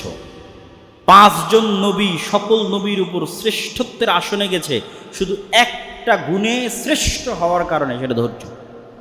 5 জন নবী, নূহ, ইব্রাহিম, মূসা, ঈসা, মুহাম্মদ সাল্লাল্লাহু আলাইহি ওয়াসাল্লাম, এই 5 জন নবী আর বাকি নবীকে অতিক্রম করে সর্বশ্রেষ্ঠ হয়েছে। কেননা তারা একটা গুণে আর অন্য সকল নবীকে পার করে গেছে, সেটা হচ্ছে ধৈর্যের। এই জন্য আল্লাহ কোরআনে আদেশ দিয়ে বলছে, ফাসবির কামা সাবারা উলুল আজমি মিনার রসুল, ধৈর্য ধারণ করেন দৃঢ় সংকল্পবদ্ধ ধৈর্য ধারণকারী রাসূলদের মতো। ধৈর্যের গুণ অতি মহৎ। আল্লাহ কোরআন মাজিদে সালাতের সাথে ধৈর্যকে যুক্ত করেছেন, তাকওয়ার সাথে, কৃতজ্ঞতার সাথে, সৎকর্মের সাথে। এমন কিছু নয় যার সাথে আল্লাহ সুবহানাহু ওয়া তাআলা যুক্ত করেননি। বিস্তারিত জুমার খুতবায় বলার সুযোগ পাচ্ছি না। ধৈর্য কয় জায়গায় বহিঃপ্রকাশ ঘটবে? 3 জায়গায়। সৎ আমলে ধৈর্য ধারণ, পাপ থেকে বিরত থাকতে ধৈর্য ধারণ, বিপদে আপদে ধৈর্য ধারণ। সৎ আমলে ধৈর্য কি? চিন্তা করলাম যে আজ থেকে 5 ওয়াক্ত সালাত আদায় করব, 2 দিন করে আর নাই, তাহলে কি নাই? ধৈর্য নাই। চিন্তা করলাম আজ থেকে প্রতিদিন কোরআন তেলাওয়াত করব, 2 দিন কোরআন তেলাওয়াত করে আর নাই, তাহলে কি নাই? ধৈর্য নাই। তাহলে সৎ আমল করতে সবচেয়ে জরুরি কি লাগে? ধৈর্য। পাপ থেকে বিরত থাকতে ধৈর্য। চিন্তা করলাম আর অশ্লীল দৃশ্য দেখব না, 2 দিন থামার পর আবার দেখলাম, ধৈর্য নাই। অন্তরের উপর কন্ট্রোল নাই। হারাম খাবো না, 2 দিন থামার পর খেলাম। সিগারেট খাবো না, 10 দিন থামার পর খাওয়া শুরু করে দিলাম, কি নাই? ধৈর্য নাই। তাহলে মানুষের সবচেয়ে প্রয়োজনীয় গুণ হচ্ছে ধৈর্য। আর সর্বশ্রেষ্ঠ হচ্ছে বিপদে আপদে ধৈর্য। বিপদে আপদে ধৈর্যের ক্ষেত্রে অসংখ্য ফজিলতের হাদিস আছে, সেগুলো বলার মতো এখানে সময় করতে পারছি না, কারণ আরও 2-1টা গুণ আল্লাহ সুবহানাহু ওয়া তাআলার বলবো। তবে এতটুকু মনে রাখেন, মুহাম্মদ সাল্লাল্লাহু আলাইহি সাল্লামের চাইতে বেশি বিপদ আপদের মুখোমুখি আপনি হননি। একই সাথে আপনার বাপও মারা গেছে ছোটোবেলায়, আপনার মাও মারা গেছে ছোটোবেলায়, আপনার জীবদ্দশায় আপনার বউও মারা গেছে, আপনার জীবদ্দশায় আপনার সব ছেলে মেয়ে মারা গেছে, একটা মেয়ে বাদে। এই ঘটনা পৃথিবীর কারোর সাথে ঘটেনি। হয়তো আপনার বাপ মারা গেছে কিন্তু বাকিরা আছে, হয়তো আপনার বউ মারা গেছে কিন্তু ছেলে মেয়ে আছে, বাপ আছে। কিন্তু একই সাথে একজন ব্যক্তির সাথে এই ঘটনা ঘটবে, ছোটোবেলায় বাপ মারা গেছে, তারপরে মা মারা গেছে, স্ত্রী মারা গেছে জীবদ্দশায়, বড় বড় মেয়ে, বিবাহিত মেয়েকে নিজের হাতে কবরে দাফন করে দিয়ে এসেছে, রোকাইয়া, উম্মে কুলসুম, জাইনাব, একজন সন্তান মাত্র বেঁচে ছিল, ফাতেমা। তো মুহাম্মদ সাল্লাল্লাহু আলাইহি ওয়াসাল্লামের চেয়ে বেশি বিপদগ্রস্ত আপনি নন, আপনার জীবনে কোথাও নন। আর আল্লাহ সুবহানাহু ওয়া তাআলার দয়া বিপদ দিয়ে বোঝা যায় না। আল্লাহর নবী বললেন, আল্লাহ যাকে সবচেয়ে বেশি ভালোবাসে ওকে বেশি পরীক্ষা করে। তাহলে কি দিয়ে বুঝবেন আল্লাহ আপনার উপর দয়া করছে কিনা? আপনি 5 ওয়াক্ত সালাত আদায় করতে পারেন? যদি পারেন তাহলে আল্লাহ আপনার উপর দয়া করছে। ফজরে উঠতে পারেন? হ্যাঁ পারি, তাহলে আল্লাহর দয়া আপনার উপর আছে। বিপদে পড়েছেন তার মানে আল্লাহর দয়া নেই, এটা ভুয়া কথা। তাহলে নবীরা কোনোদিন বিপদে পড়তো না, ইউসুফ কোনোদিন বিপদে পড়তো না, মুহাম্মদ সাল্লাল্লাহু আলাইহি ওয়াসাল্লাম কোনোদিন বিপদে পড়তো না। আল্লাহর দয়া আপনার উপর আছে, তার প্রমাণ কি? আপনি সালাত আদায় করতে পারছেন, কোরআন করতে পারছেন, দান করতে পারছেন, আল্লাহর দয়া আপনার উপর আছে। নাই, গুনাহে ব্যস্ত আছেন, তাহলে আল্লাহর দয়া আপনার উপর নাই। আর ধৈর্য ধারণ করার সবচেয়ে সহজ বুদ্ধি কি? ইন্না লিল্লাহি ওয়া ইন্না ইলাইহি রাজিউন। এই একটা বাক্যই ধৈর্য ধারণ করার জন্য যথেষ্ট। কেন যথেষ্ট? ইন্না লিল্লাহ, আমি আমার নিজের মালিক নই। আমার এই হাত, আমার পা, আমার জীবন, আমার চুল, এগুলো একটা আমার কথা শোনে না। শোনে নাকি? আপনি এখন গোস্ত খান, খেয়ে বলেন যে এইটাকে তুমি প্রোটিন হিসেবে না, এটাকে তুমি অন্য একটা হিসেবে গ্রহণ করো। অথবা চিনি খান, চিনি খেয়ে বলেন আপনার শরীরকে যে এটাকে তুমি সুগার হিসেবে না, এটাকে প্রোটিন হিসেবে গ্রহণ করো। শরীর আপনার কথা শুনবে? 1 সেকেন্ডের জন্য শরীর আপনার কথা শোনে না। শরীরকে যেই মেকানিজমে সেট করা আছে ওটা পৃথিবীর কোনো ডাক্তার লঙ্ঘন করতে পারে। তাহলে শরীর কার কথা শোনে? আল্লাহ সুবহানাহু ওয়া তাআলার কথা শোনে। তাহলে আপনার শরীরের মালিক কে? তো যখন আপনি আপনার নিজেরই মালিক হলেন না, তাহলে আপনার টাকার মালিক কে? আপনার ছেলের মালিক কে? আপনার বাড়ির মালিক কে? এবার ওয়া ইন্না ইলাইহি রাজিউন। আর একদিন না একদিন আমাকে আল্লাহর কাছে যেতেই হবে। তাহলে আপনি যদি আল্লাহর কাছে যান, তাহলে আপনার বাড়ি, গাড়ি, ধন সম্পদ, টাকা পয়সা, ছেলে মেয়ে সবগুলো আল্লাহর কাছে ফিরে যাবে। তাহলে এখন ইনস্ট্যান্ট আপনি চিন্তা করেন আপনার 50,000 টাকা হারিয়ে গেছে, তা আপনি কি চিন্তা করবেন? না, আরে আমি তো আমার মালিক না। আল্লাহ চাইলে দেখুন আমাকেই নিয়ে যেতে পারতো। 50,000 টাকা আর কি, ওটার মালিক তো আমি ছিলাম না। মনে করেন আপনার ছেলে মারা গেছে, ইন্না লিল্লাহ, আরে আমি তো আমার নিজের মালিক না, চাইলে তো এখন আল্লাহ আমাকেই নিয়ে যেতে পারতো। আমার ছেলের মালিক কেমনি? আমি, আমার ছেলেকে আল্লাহ নিয়ে চলে গেছে। ওয়া ইন্না ইলাইহি রাজিউন। আচ্ছা, আজকে যাইনি, কাল তো যেতে হবে। আজ বেঁচে গেছি কিন্তু কাল তো যেতে হবে। এই একটা বাক্য ধৈর্য ধারণের জন্য যথেষ্ট। আল্লাহ সুবহানাহু ওয়া তাআলার একটা গুণ হচ্ছে শাকুর, আল্লাহ শুকরিয়া আদায়কারী। আল্লাহর শুকরিয়া আদায়ের কি দরকার? এটা একটা ব্যতিক্রম গুণ। আপনি মানুষের উপকার করবেন, শুকরিয়া আদায় করবে আল্লাহ। মনে করেন আপনি টাকা দিয়ে কাউকে হেল্প করলেন, ওই টাকাটা আপনাকে কে দিয়েছে? আল্লাহ দিয়েছে। টাকাটাকে আপনি আল্লাহকে দিলেন না আর এক মানুষকে দিলেন? আর এক মানুষকে দিলেন। কিন্তু শুকরিয়া কে আদায় করবে? টাকাও দিল আল্লাহ, ওই টাকাটা আল্লাহ নিজে নিল না, কিন্তু উনি শুকরিয়া আদায় করবেন। এই জন্য মানুষকে উপকার করে মানুষের শুকরিয়া চাইেন না, মানুষের কৃতজ্ঞতা চাইেন না। কৃতজ্ঞতা কে স্বীকার করবে? আল্লাহ।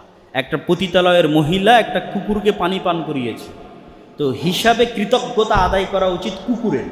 তো কুকুর আর কতটুকু কৃতজ্ঞতা আদায় করবে? সর্বোচ্চ মনিবের অনুগত থাকবে। আর কৃতজ্ঞতা যদি আল্লাহ আদায় করে তাহলে সব গুনাহ ক্ষমা করে দিয়ে জান্নাতি দিয়ে দিয়েছে। তাহলে আপনি মানুষের কৃতজ্ঞতা চান না, আল্লাহ শাকুর। আল্লাহ বলছে আমি শুকরিয়া আদায় করি। তোমার এত কিসের টেনশন? মানুষকে দিয়ে ভুলে যাও, শুকরিয়া আল্লাহ আদায় করি। আল্লাহ সুবহানাহু ওয়া তাআলার আরেকটা গুণ করিম, মহানুভব। এইটা বাংলা অনুবাদ করে আপনাকে আমি বুঝাতে পারবো না উদাহরণ দেওয়া ছাড়া। মনে করেন আমি একজন আলেম, আমার মধ্যে জ্ঞানের গুণ আছে, কিন্তু আমি মহানুভব নই। মনে করেন আমি দানবীর, দান করি, কিন্তু আমি মহানুভব নই। মনে করেন যে আমি অন্যের উপকার করি, পরোপকারী, কিন্তু আমি মহানুভব নই। 3 জন মানুষের নাম বললাম, একটা আমি দানবীর, আমি পরোপকারী, আমি জ্ঞানী, কিন্তু মহানুভব নই, করিম নই। কেমনে বুঝবেন করিম নই? আমি জ্ঞানী, অনেক জানি, কিন্তু আর এক আলেমের সাথে হিংসা করি, তাহলে আমি করিম নই, মহানুভব নই, হৃদয় প্রশস্ত নয়।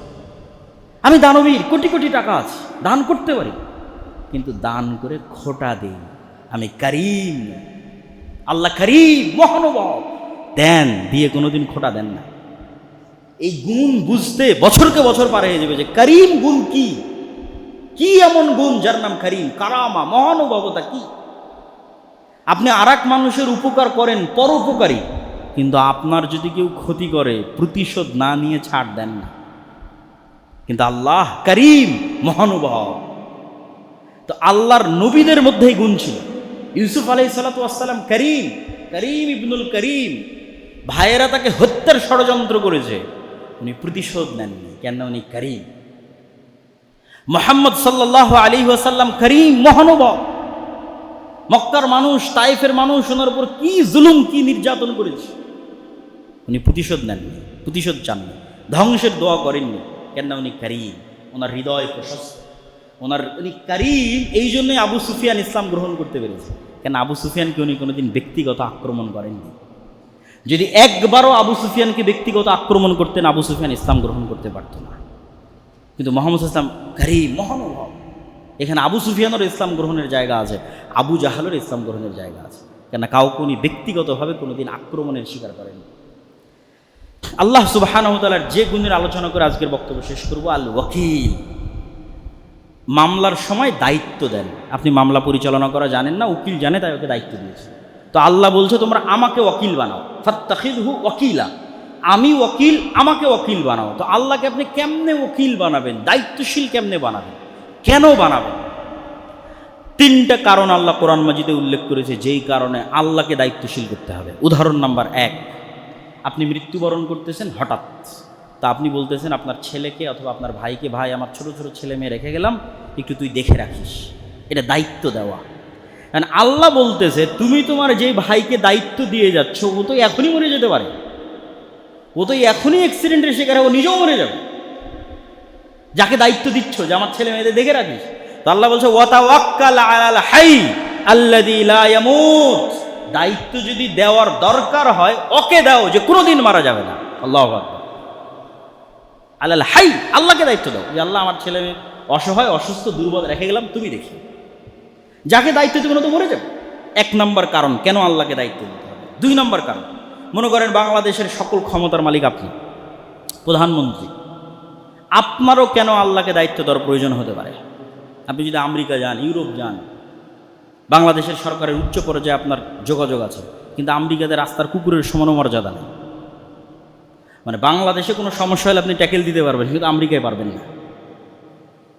এবার আল্লাহ সুবহানাহু ওয়া তাআলা বলছে রব্বুল মাশরিক ওয়াল মাগরিব লা ইলাহা ইল্লাহু ফাত্তাখিযহু ওয়াকিলা। পৃথিবীর সবই যেহেতু আল্লাহ সুবহানাহু ওয়া তাআলার কন্ট্রোলে, আমেরিকায় থাকো আর বাংলাদেশে থাকো, আল্লাহর রাজত্বের বাইরে নয়, তাহলে দায়িত্ব আগে কাকে দাও? আল্লাহ। উনি সমানভাবে তোমাকে বাংলাদেশে যতটুকু সহযোগিতা করতে পারবে, আমেরিকার মাটিতেও অতটুকুই সহযোগিতা করার একমাত্র ক্ষমতাধর আল্লাহ। তাহলে সমানভাবে কাকে দায়িত্ব? আল্লাহ। ওয়ালিল্লাহি মা ফিস সামাওয়াতি ওয়া মা ফিল আরদ ওয়া কাফা বিল্লাহি ওয়াকিলা। দায়িত্বশীল হিসেবে আল্লাহ যথেষ্ট। 3 নাম্বার, মনে করেন যে আপনি এখন আমেরিকারই প্রেসিডেন্ট, মানে শক্তির দিক থেকে বিবেচনা করে বলতেছি আর কি, 3 নাম্বার উদাহরণ দেওয়ার জন্য।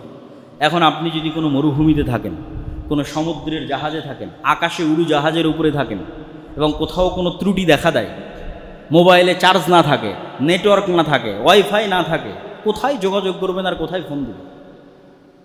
কে শুনবে আপনার কথা? কে বাঁচাবে আপনাকে? আল্লাহ বলছেন ওয়াতাওয়াক্কাল আলাল্লাহ ইন্নাহু হুয়াস সামিউল আলিম। মরুভূমিতে থাকো আর আমাজন জঙ্গলে থাকো আর সমুদ্রের অতল গহ্বরে থাকো আর উড়োজাহাজে থাকো, সব জায়গায় আল্লাহর সাথে যোগাযোগ করার জন্য মোবাইল, নেটওয়ার্ক কিচ্ছু লাগবে না। সামিউল আলিম, সর্বাবস্থায় তিনি শুনেন এবং দেখেন। অতএব সবার আগে যদি দায়িত্ব দেওয়ার দরকার হয়, কাকে দায়িত্ব দাও? আল্লাহকে দায়িত্ব দাও। এই জন্য আল্লাহ আল ওয়াকিল, দায়িত্ব পালনে সবচেয়ে ক্ষমতাশীল। আল্লাহ সুবহানাহু ওয়া তাআলার আরও গুণ আছে, আজকে এই কয়েকটা গুণের আমরা আলোচনা করলাম। আল্লাহর পথে যাত্রা এই বই থেকে আল্লাহ সুবহানাহু ওয়া তাআলা আমাদের এই গুণগুলো বুঝার, মানার এবং আমল করার তৌফিক দান করুক। আল্লাহুম্মা আমিন।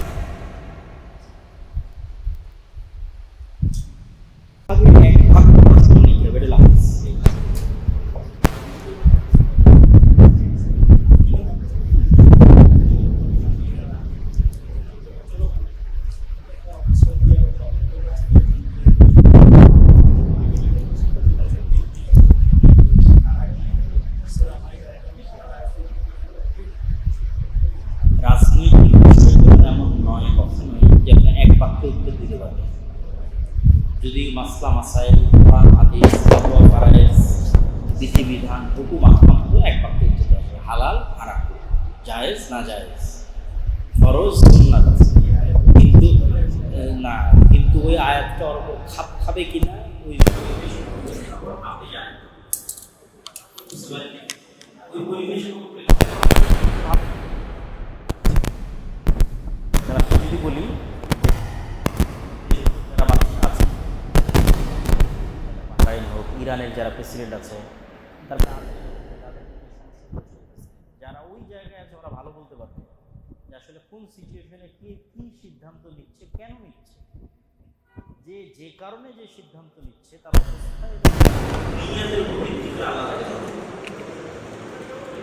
অবস্থা এবং তার নিয়ত, আমি যেটা কথা বলছি, তার অবস্থা এবং তার নিয়তের উপর ভিত্তি করে তাকে আলোচনা করা যায়। সরাসরি বাস্তব অবস্থা যেমন একদম ইন ডিটেইলস আমি জানি না, একটা জিনিস দেখতে একরকম কিন্তু বাস্তবে হয় যেটি ইউসুফ আলাইহিস সালামের ঘটনাটি বারবার এরকম ঘটেছে, যে বাহ্যিকভাবে দেখতে একরকম কিন্তু ঘটনা ঘটে আছে কিন্তু যেটা ঘটে আছে এটা একমাত্র কে জানে, আল্লাহ সুবহানাহু ওয়া তাআলা। আর হয়তো ওইটার সাথে যারা সরাসরি যুক্ত আছে আমরা তো নিউজ দেখি, যে নিউজ অনেক সময় মানুষের আপেক্ষিক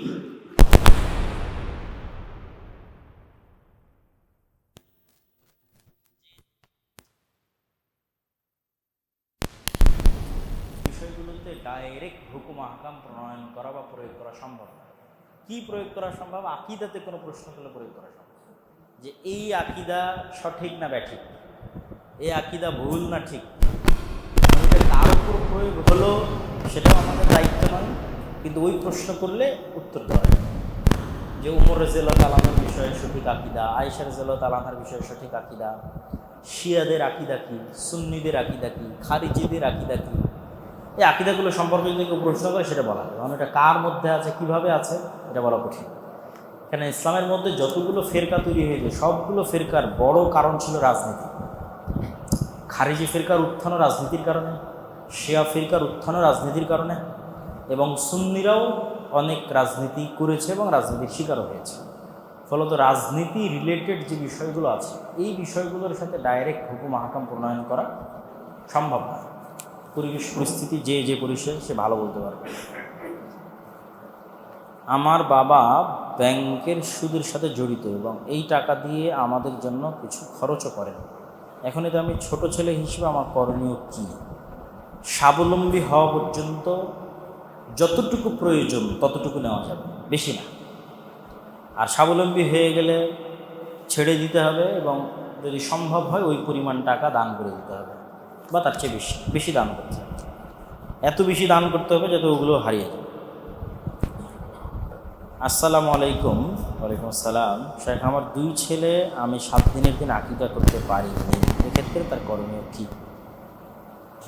আমরা মনে করি যে ইসলামের প্রতিটা কাজ সময়ের সাথে খুব গুরুত্বপূর্ণভাবে কানেক্টেড। শুধু আকীদা না, সালাত কখন আদায় করব সেটাও সময়ের সাথে, আরও সিয়াম থেকে শুরু করে আরও অনেক কিছু সময়ের সাথে যুক্ত। তো যেগুলো সময়ের সাথে যুক্ত এবং ফরজ সেগুলোর ক্ষেত্রে পরবর্তীতে কাজার কোনো বিধান আছে, কিন্তু সময়ের সাথে যুক্ত কিন্তু ফরজ নয় এরকমের কাজার কোনো সরাসরি বিধানের প্রমাণ পাওয়া যায় না। জীবনে একবার, কিন্তু এগুলোর সরাসরি স্পষ্ট প্রমাণ আমাদের কাছে নাই। ফলত আমরা মনে করি যে 7 দিনের দিন যদি মিস হয় তাহলে এটার আহামরি কিছু নয়, ফরজ কিছু নয়, যে না ওই ছেলে এখন আর আপনার ছেলে নয়, এরকম কিছু নয়। ফলত যা হয়ে গেছে হয়ে গেছে। আপনি আল্লাহর কাছে দোয়া করবেন যেন আল্লাহ আপনার ছেলেগুলোকে সৎ সন্তান হিসেবে বড় করেন। কত নবী তাদের পিতা মাতা মুমিন ছিল না, যেমন ইব্রাহিম আলাইহিস সালাম। তো আকীদা করা তো বহু দূরের কথা, এটাই তো কাফের, তাই না? ইব্রাহিম আলাইহিস সালাম কি বড় হয়নি, নবী হয়নি? সুতরাং আল্লাহর দয়া সীমাবদ্ধ নয়, আল্লাহর দয়া সীমাহীন। তো এইটা নিয়ে হতাশ হওয়ার কিছু নয়। আমি একটা কোম্পানিতে চাকরি করি, নাইট ডিউটিতে ঘুমানো কোম্পানির পক্ষ থেকে নিষেধ, কিন্তু অবসর সময় আমার ওস্তাদ বলে ঘুমাও, কিন্তু ম্যানেজার যেন না, এরকম করা যাবে কি? এই ধরনের প্রশ্নগুলো আপনার অবস্থার উপর নির্ভর করবে। এখন আপনি ঘুমালে যদি কোম্পানির ক্ষতি হয়, চুরি হওয়ার সম্ভাবনা থাকে, ক্ষতি হওয়ার সম্ভাবনা থাকে, তাহলে তো ঘুমালে আপনি আমানতের খেয়াল করবেন। আর যদি দেখা যায় আপনি নিশ্চিন্ত থাকেন যে না, আমি একটু হালকা ঘুমালেও ক্ষতি হবে না, বা আর কেউ আছে সেও দেখছে বা সেও হেল্প করতেছে, তাহলে পরিপূর্ণ ঘুমালে তো পুরো ওয়াদার সাথেই লঙ্ঘন হবে। হালকা তন্দ্রা আসলে হয়তো চেয়ারে বসে থেকে হালকা তন্দ্রা নিলেন, এইটাতে আশা করি সমস্যা হবে না, যদি নিরাপত্তা নিশ্চিত হয়। কিন্তু দায়িত্ব যতদূর পারা যায় আমানতের সাথে পালন করতে হবে। যদি মনে করেন আপনার পক্ষে সম্ভব হচ্ছে না, দায়িত্ব ছেড়ে দিবেন, কিন্তু আমানতের খেয়ানত করবেন। মৃত মানুষের জন্য, আমার জন্য, পরিবারের জন্য, মানুষের কাছে, হুজুরের কাছে, বিভিন্ন জনের কাছে দোয়া চাওয়া ইসলামের মাধ্যমে উত্তম কোনটা? কারণ আল্লাহর কাছে দোয়া চাইতে বলেছে। খুব সুন্দর। মানুষের কাছে দোয়া চাওয়া বলতে সে এরকম কোনো অলৌকিক ক্ষমতার অধিকারী নয় যে সে আপনার জন্য কিছু করে দিবে। সেও আল্লাহকেই বলতে পারে যে আল্লাহ তুমি আপনাকে ক্ষমা করে দাও। তো মানুষ আর এক মানুষের জন্য দোয়া করবে, এটা মুমিনদের বৈশিষ্ট্য। আল্লাহ নিজেও কোরআনে বলেছেন যে পরবর্তীতে আর যারা মুমিন আসবে তারা অতীতে চলে যাওয়া মুমিনদের জন্য দোয়া করবে। নূহ আলাইহিস সালাতু ওয়াস সালাম সকল মুমিনের জন্য দোয়া করেছে। তো আর এক মুমিনের জন্য দোয়া করা অন্যতম একটা বড় সুন্নাত। আপনি যে দোয়া আর এক মুমিনের অগোচরে করবেন, ফেরেশতারা ওই জিনিসটার দোয়া আপনার জন্য করবে, এরকম অসংখ্য ফজিলত আছে। তাহলে আল্লাহর কাছেই দোয়া করবে। তো এক মুমিন আর এক মুমিনের জন্য আল্লাহর কাছে দোয়া করবে, এই মর্মে একজন আরেকজনের কাছে দোয়ার কথা বলতেই পারে যে ভাই আমার বাবা মারা গেছে, একটু দোয়া করো, আমার ছেলে অসুস্থ, একটু আল্লাহর কাছে দোয়া করো, এটা বলতেই পারে, অস্বাভাবিক কিছু না। যদিও তাওহীদের একটা স্তর আছে, সর্বোচ্চ স্তর, যে স্তরের ক্ষেত্রে বলা হয়েছে যে কেউ কারো কাছে এটাও বলবে না যে আপনি আমার জন্য আল্লাহর কাছে দোয়া করেন, বরং সে নিজেই আল্লাহর কাছে দোয়া করবে। এইটা সর্বোচ্চ স্তরের মুমিনদের জন্য, ওই স্তরে পৌঁছা খুব কঠিন। মুহসিন যারা, ফরজ সালাতে, নামাজে নয়, সালাতে সালামের পর আল্লাহু আকবার না আস্তাগফিরুল্লাহ, এটা নিয়ে মতভেদ আছে এবং মতভেদের যৌক্তিক কারণও আছে। কিছু হাদিসে আল্লাহ সুবহানাহু ওয়া তাআলার জিকিরের কথা আছে, আর কিছু হাদিস বা একটা নির্ধারিত হাদিসে তাকবীরের মাধ্যমে সালাত শেষ হওয়া বুঝতে পারার কথা আছে। আর আস্তাগফিরুল্লাহর কথা তো অনেক হাদিসে আছে। সারমর্ম হচ্ছে সালাতের পরে জিকির করতে হয়, এটা নিয়ে কোনো দ্বিমত নাই। এবং জিকিরের ক্ষেত্রে আল্লাহু আকবার, আস্তাগফিরুল্লাহ, সুবহানাল্লাহ, আলহামদুলিল্লাহ, এগুলোর একটা বড় ভূমিকা আছে, এত কোনো দ্বিমত নাই। তাহলে দুটো বিষয় আমরা এতটুকু বুঝতে পারলাম, নিশ্চিত বুঝতে পারলাম। এক, সালাতের পরে মূল কাজ জিকির। দুই, জিকিরের একটা বড় অংশ আছে আল্লাহু আকবার, আস্তাগফিরুল্লাহ, সুবহানাল্লাহ, আলহামদুলিল্লাহ। শুরু কোনটা দিয়ে হবে এটাতে মতভেদ থাকতে পারে, এবং এটা এমন কোনো বড় মতভেদ নয় যেটার কারণে আপনার ইবাদত নষ্ট হবে, আপনার ইবাদত ক্ষতিগ্রস্ত। ফলত আপনি মূল জিনিসটার উপর ফোকাস রাখেন যে আপনি সালাতের পর জিকির করবেন, এবং সেই জিকিরের গুরুত্বপূর্ণ অংশটি আল্লাহু আকবার, আস্তাগফিরুল্লাহ, সুবহানাল্লাহ, আলহামদুলিল্লাহ। আরোগুলো আছে, লা ইলাহা ইল্লাল্লাহ আছে, লা ইলাহা ইল্লাল্লাহ ওয়াহদাহু লা শারীকা লাহু লাহুল মুলকু ওয়া লাহুল হামদু ওয়া হুয়া আলা কুল্লি শাইইন কাদির, সুবহানাল্লাহি ওয়া বিহামদিহি, সুবহানাল্লাহিল আযীম। এবং জিকির খুবই পাওয়ারফুল, সকাল সন্ধ্যায় জিকির খুবই শক্তিশালী, মজবুত একটা ইবাদত। আমরা আপনাদের কাছ থেকে সরাসরি 3টা প্রশ্ন নিয়ে শেষ করব। চাকরি করি, আমাদের কোনো ওয়াকফ করার কোনো জায়গা নাই নামাজ পড়ার জন্য, আমরা একটা রুমের মধ্যে নামাজ পড়ার জন্য জায়গা রেখেছি। আমরা এখানে 2টা প্রশ্ন হয়েছে, মসজিদে গিয়ে নামাজ পড়াটা আমরা বুঝিল, এটা আমরা আপনার কাছে আশা করতে পারি। দ্বিতীয় প্রশ্ন হয়েছে, ওইখানে আমরা জুম্মা নামাজ আদায় করতে পারি। এই প্রশ্নের উত্তর হচ্ছে, সারা পৃথিবীর প্রত্যেক ইঞ্চি জায়গায় মসজিদ। জামাত কায়েমের জন্য এবং জুমা কায়েমের জন্য মসজিদ শর্ত নয়। মানে কোন মসজিদ? ওয়াকফকৃত নির্ধারিত জায়গার যে মসজিদ। জামাত এবং জুমা কায়েমের জন্য এই ধরনের মসজিদ শর্ত নয়। তাহলে যে কোনো জায়গায় একের অধিক মুসলমান একত্রিত হবে, সেখানে জামাত প্রতিষ্ঠা করা জরুরি, ফরজ। সেখানে জুমা প্রতিষ্ঠা করা ফরজ। একের অধিক মুসলমান যেখানেই একত্রিত হবে, আজান দিবে, জামাত কায়েম করবে, জুমা প্রতিষ্ঠা করবে। কখন এটা প্রশ্নবিদ্ধ? একটা মসজিদ আছে, আপনি ওই মসজিদে না গিয়ে আর পাশে দুইজন মিলে আর একটা জামাত তৈরি করছেন, একটা মসজিদ, এইটা ক্ষতি করে, এইটা ইসলামের সমস্যা। কিন্তু আপনি এমন এক জায়গায় আছেন যেখানে মসজিদ নাই, ইউরোপ, আমেরিকা, লন্ডন নাই মসজিদ, দুইজন আছেন, কেন বলছেন না যতক্ষণ জায়গা অফ না হয়েছে তখন জামাত হবে না, জুমা হবে না, তাহলে ইসলামই হারিয়ে যাবে। সারা পৃথিবীর সবই মসজিদ, ইউরোপের 90% মসজিদ ভাড়া বসে, কেন ইউরোপে নিজেই জমির মালিক হওয়া যায় না, তো মসজিদ জমির মালিক হওয়া অনেক পরের কথা। তাহলে ইসলাম এই ধরনের শক্ত কড়াকড়ির মধ্যে নাই। সারা পৃথিবীর সকল জায়গা মসজিদ, রাস্তাঘাট, school, college, train station, bus station, company, সব জায়গায় জামাত কায়েম করা যাবে, জুমা কায়েম করা যাবে, যদি আশেপাশে মসজিদ না থাকে, যদি মানুষের প্রয়োজন থাকে। জামাতবিহীন থাকা যাবে না, জুমাবিহীন থাকা যাবে না, হারাম।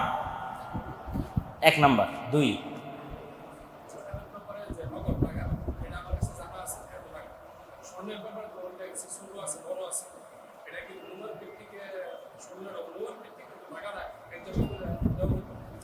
একসাথেই হিসাব হবে, মানে ধরেন টাকা 5 লাখ, স্বর্ণ 2 ভরি, রৌপ্য মনে করেন 50 তোলা, সবগুলো একসাথে এখনকার বাজার মূল্য কত, সেই হিসেবে যদি আপনি নিসাব পরিমাণ সম্পদের মালিক হন, 1 বছর অতিক্রম হয়, আপনার উপর জাকাত ফরজ হয়েছে।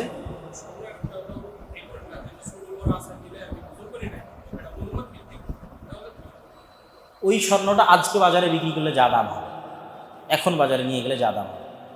শেষ প্রশ্ন। আমার বাবা দেখেছে, আমি নিজেও ছড়িয়ে আঁকিদার ছিলাম না, যাই হোক আমি একই চেষ্টা করি ছড়িয়ে আঁকিদার, কিন্তু আমার বাবা এখন পর্যন্ত দেখা গেছে যে বাজারে এটা শুনে খুব ভালোভাবে চলত। এখন আমি ছেলে হিসেবে আমার দাওয়াত, সব নবীর কাজে দাওয়াত। ইব্রাহিম আলাইহিস সালাম তার বাপকে দাওয়াত দিয়ে শুরু করেছে। ভালোভাবে ট্রাই করছি, দেখা গেছে ওনাকে আমার জ্ঞান দিয়ে লাস্তা আলাইহিম বিমুসাইতির, দাওয়াত দেওয়া পর্যন্ত কাজ, জোরপূর্বক গ্রহণ করানো দায়িত্ব নয়। দুনিয়াবী বিষয়ে পিতামাতার সাথে ভালো ব্যবহার করতে হবে, কাফের হলো, মুশরিক হলো, মাজার বোঝা তো বহু দূরের কথা, কিন্তু দিনের দাওয়াত দিতে হবে, কিন্তু কোনো সময় খারাপ ব্যবহার করা যাবে, দায়িত্ব পালন থেকে দূরে থাকা যাবে। আচ্ছা, তাবিজ পড়া কি ভালো নাকি খারাপ, এটা শেষ প্রশ্ন, যদি আমরা শেষ করব। মূলত কোরআন এসেছে হেদায়েত হিসেবে, মানুষ পড়বে, আমল করবে, এই জন্য।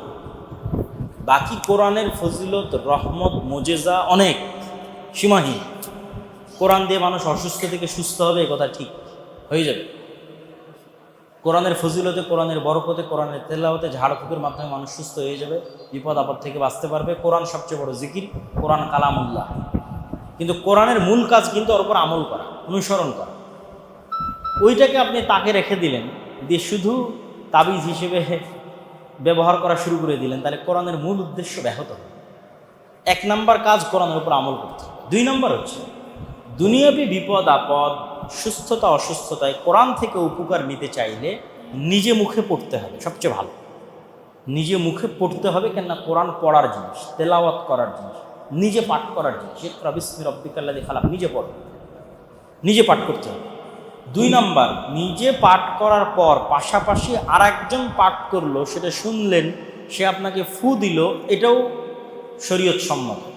রাসূল সাল্লাল্লাহু আলাইহি ওয়াসাল্লামের পক্ষ থেকে বিশুদ্ধ সূত্রে প্রমাণিত, কোনো সন্দেহ নাই, এটাও নেওয়া যায়, করা যায়। কিন্তু কোনো একটা কাগজে লিখলাম এবং সেটা ঝুলানো থাকলো, এই মর্মে কোনো প্রমাণ কোরআন এবং হাদিসে নাই। না পড়া পর্যন্ত কার্যকরী হবে না, এটাই সত্য। কোরআনের কোনো উপকার কার্যকরী করতে চাইলে কি করতে হবে? পড়তে হবে, মুখে উচ্চারণ করতে হবে। সেটা সূরা ইখলাস হোক, নাস হোক, ফালাক হোক, আয়াতুল কুরসি হোক, বাকারার শেষ 2 আয়াত হোক, সূরা ফাতিহা হোক, বিপদ আপদ, সুস্থতা অসুস্থতা, ঝাড় ফুঁক, জিন পরি, বদনজর, যেখানেই ওকে কাজে লাগাতে চান না কেন, কি করতে হবে? উচ্চারণ করতে হবে। এটা আল্লাহর বাণী, কালামুল্লাহ, পড়তে হবে। হয় আপনি পড়বেন, নাহলে আরেকজন পড়বেন, কিন্তু লিখে ঝুলিয়ে রাখবেন, এই মর্মে আমাদের কাছে কিছু জানা নাই। কোরআন এবং হাদিসে নাই, তো জানবো কই থেকে, বলবো কই থেকে? তো আমরা বৈঠক শেষে দোয়া পড়ি, সুবহানাকা আল্লাহুম্মা ওয়া বিহামদিকা আশহাদু আল্লা ইলাহা ইল্লা আনতা আস্তাগফিরুকা ওয়া আতুবু ইলাইক।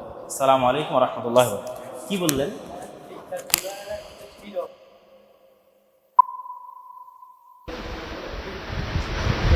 রাজনৈতিক